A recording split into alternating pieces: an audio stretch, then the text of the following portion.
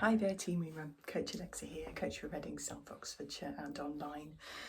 So the changing weather this week, we've gone from quite kind of cool, dry air with the hot sun and not a lot of rain to this week, the return of the rain. Is April after all, we should be getting a bit more of it, shouldn't we? And what I noticed this morning is that it felt milder and it also felt a little bit more humid.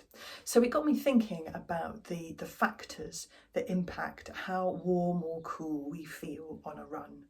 Because air temperature, you might look at your weather app and look at the amount of sunshine or cloud, and you might look at the temperature, which are two big factors, but there are also a few other factors that kind of come into play when it comes to how cool we're going to be on our run. So like I said, the biggest one is just the temperature of the air. So that is how warm or cool it's going to feel on your skin.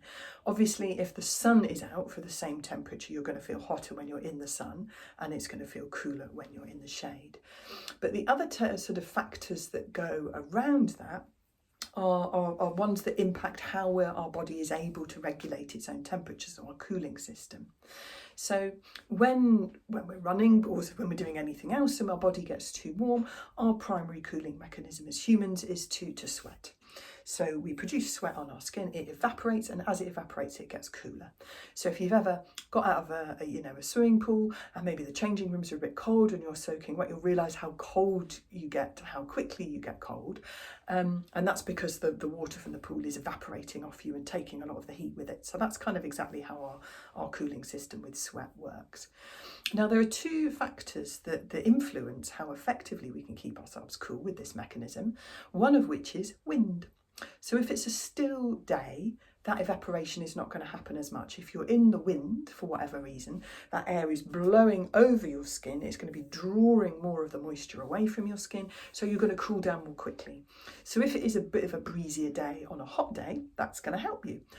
It's going to draw a lot of that sweat away as long as you're keeping hydrated, so you can keep that flow of water into sweat for cooling. A breezier day will help. Flip side of that is, when the weather's not so warm, the air temperature's not so warm, then a breezier day is going to make it harder for you to stay warm. The other one is humidity. So that's what made me think about it this morning. So the air feels a little bit more humid because we've had some rain overnight and because of other sort of weather system factors.